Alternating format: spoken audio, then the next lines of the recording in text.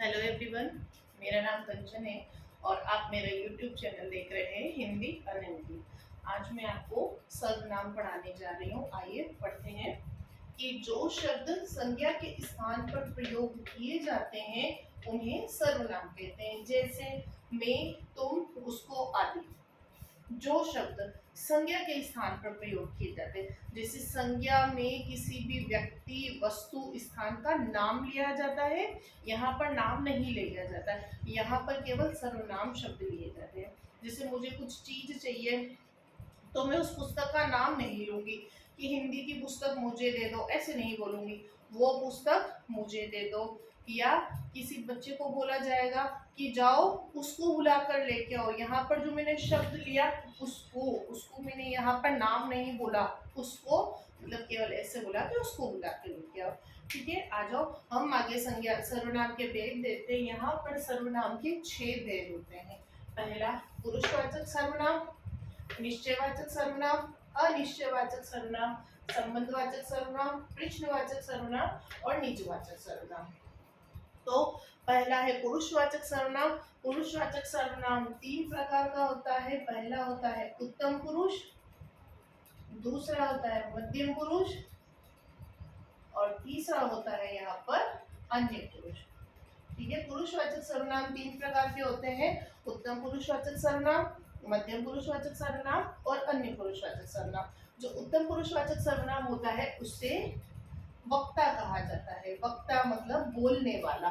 जैसे मैं बोल रही हूँ या अध्यापिका पढ़ा रही है, पापा बुला रहे हैं। और दूसरा होता है मध्यम पुरुष। मध्यम पुरुष का मतलब होता है श्रोता। श्रोता का अर्थ होता है सुनने वाला। जैसे मैं पढ़ा रही हूँ तो आप पढ़ रहे हो, आप सुनने का काम कर रहे हैं। और अन्य पुरुष का मतलब होता है अन्य, मतलब कोई और। मान लीजिए किसी कक्षा में कोई अध्यापिका पढ़ा रही है। ठीक है, जैसे मैं पढ़ा रही हूँ, आप लोग पढ़ रहे हो और एक बच्चा है जिसका ध्यान नहीं है पढ़ने में, तो मैं किसी बच्चे को बोलूंगी कि उसको बोलो वह भी पढ़े। तो वो थर्ड पर्सन हो गया। अन्य पुरुषवाचक सर्वनाम में उसका नाम आएगा। तो समझ में आ गया, वक्ता, श्रोता, अन्य। वक्ता, श्रोता, अन्य। तो यहाँ पर इसके उदाहरण में होगा मैं, तुम और उसको। मैं, तुम और उसको। ठीक है, पुरुषवाचक सर्वनाम 3 प्रकार के होते हैं। उत्तम पुरुष, मध्यम पुरुष, अन्य पुरुष। उत्तम पुरुष होता है बोलने वाला, मध्यम पुरुष होता है सुनने वाला और अन्य पुरुष होता है किसी तीसरे इंसान के लिए बात के लिए। जैसे मैं पढ़ा रही हूँ, तुम पढ़ रहे हो, उसको बोलो वह भी पढ़े।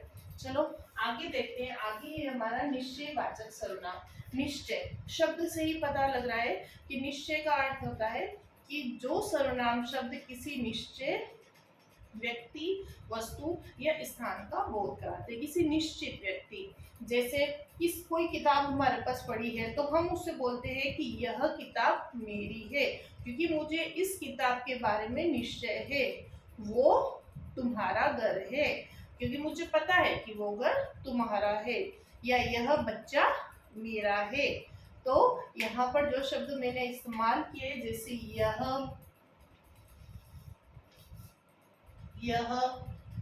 वह, वो आदि।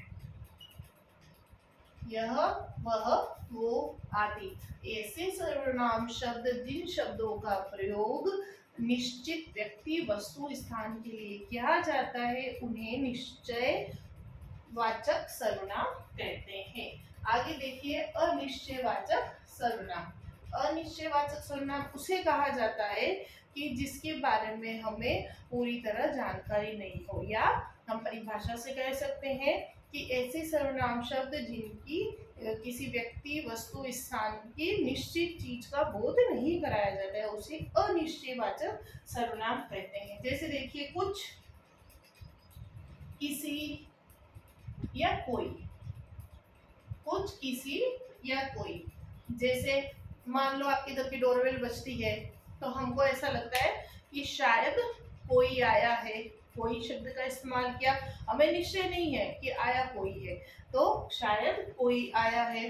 बाहर से किसी ने आपका आवाज लगाई तो किसी ने मुझे बुलाया है, आपको निश्चय नहीं है कि कौन आपको बुला रहा है, इसलिए यहाँ पर आएगा अनिश्चयवाचक सर्वनाम। उन सर्वनाम शब्दों को बोला जाता है जिसे हमें किसी भी प्रकार का निश्चय न हो, हम किसी भी चीज के लिए कॉन्फिडेंस नहीं हो, हमें पक्का पता नहीं हो कि जो बुला रहा है या जिसने भी डोरबेल बजाई है वो हमारी जानकारी का है। मान लो एक पार्क है, वहां पर कोई घूम रहा है, आपके पेरेंट्स बोलते हैं वो कौन घूम रहा है, तो हमें इस बात का पता नहीं है, तो हम बोलेंगे कि पार्क में कोई घूम रहा है। ठीक है, ऐसी स्थिति जिनका हमें पक्का पता नहीं हो उन्हें अनिश्चयवाचक सर्वनाम कहा जाता है। आगे है संबंधवाचक सर्वनाम। देखो शब्द से पता लगा है, संबंध मतलब होता है दो वाक्यों या दो शब्दों में या छोटे छोटे दो सेंटेंस में आपस में संबंध होता है।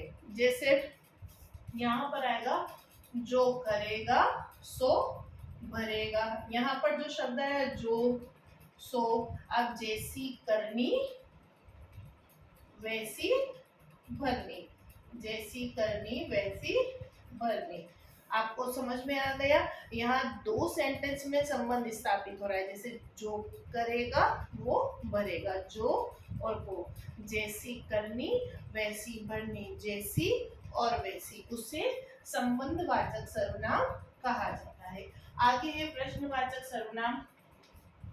ऐसे सर्वनाम शब्द जिन शब्दों से प्रश्न पूछने का या प्रश्न बोलने का बोध होता है। जैसे मैं आपसे प्रश्न पूछती हूँ कि तुम्हारा नाम क्या है, यहाँ पर शब्द आया क्या। कोई पुस्तक पढ़ी हुई है, हम उसके लिए पूछते हैं यह किताब किसकी है, तो किसकी। तुम्हारे पिताजी कौन है, तो यहाँ पर शब्द आ गया कौन। ऐसे सर्वनाम शब्द जिनका प्रयोग प्रश्न पूछने में किया जाता है उन्हें प्रश्नवाचक सर्वनाम कहते हैं। आगे आते हैं, लास्ट है हमारा निजवाचक सर्वनाम। निज, निज मतलब होता है हमारा अपना खुद का या स्वयं का। देखिए कैसे, एक एग्जांपल से समझते हैं। जैसे मैंने आपको बोला है कि खुद का काम स्वयं किया करो, यहाँ पर दो शब्द आ गए हमारे पास, एक खुद और एक स्वयं। छोटे बच्चों को कई बार बोलते हैं ना, अपने आप खाना खाया करो, अपने आप खाना खाया करो, अपने आप। यहाँ पर जो ऐसे शब्द होते हैं जिसका इस्तेमाल हम स्वयं के लिए करते हैं, मैं खुद खा लूंगा, मैं खुद चलो जाऊंगा, मैं स्वयं लिख लूंगा, मैं स्वयं सो जाऊंगा, मैं खुद बैठ जाऊंगा, मतलब निज, जिसके लिए हमें किसी और इंसान के सहायता की आवश्यकता नहीं पड़ती है, उसे निजवाचक सर्वनाम कहा जाता है। देखिए फिर से मैं आपको एक बार रिवाइज करवा देती हूँ कि सर्वनाम किसे कहते हैं। जो शब्द संज्ञा के स्थान पर प्रयोग किए जाते हैं उन्हें सर्वनाम कहते हैं। जैसे मैं, तुम, उसको आदि। सर्वनाम के 6 भेद होते हैं, पुरुषवाचक सर्वनाम, निश्चयवाचक सर्वनाम, अनिश्चयवाचक सर्वनाम, संबंधवाचक सर्वनाम, प्रश्नवाचक सर्वनाम, निजवाचक सर्वनाम। पुरुषवाचक सर्वनाम 3 प्रकार का होता है, उत्तम, मध्यम, अन्य। उत्तम मतलब बोलने वाला, मध्यम मतलब सुनने वाला, अन्य मतलब कोई थर्ड पर्सन। निश्चयवाचक सर्वनाम उसे कहा जाता है जिसमें हमें किसी चीज के लिए पक्का निश्चय हो, जैसे यह, वह, वो आदि। अनिश्चयवाचक सर्वनाम उन सर्वनाम शब्दों को बोला जाता है जिसके बारे में हमें कोई निश्चय नहीं हो, जैसे कुछ, किसी, कोई आदि। संबंधवाचक सर्वनाम उसे कहा जाता है जहां दो सेंटेंस या दो वाक्यों में आपस में संबंध स्थापित हो रहा हो, जैसा, जो, सो, जैसा, तैसा। प्रश्नवाचक सर्वनाम उन सर्वनाम शब्दों को कहा जाता है जहां पर प्रश्न पूछने की स्थिति उत्पन्न होती है, जैसे क्या, किसको, किसकी, कौन, कैसा। निजवाचक सर्वनाम ऐसे सर्वनाम शब्दों को बोला जाता है जहां पर स्वयं के लिए बोला गया हो या स्वयं के लिए प्रयोग किए जाने वाले सर्वनाम शब्दों को निजवाचक सर्वनाम कहा जाता है, जैसे खुद, स्वयं, अपने आप आदि। Thank you everyone. I hope आज का लेसन आपको बहुत पसंद आया होगा, तो मेरे चैनल को लाइक कीजिएगा, कमेंट कीजिएगा और शेयर कीजिएगा।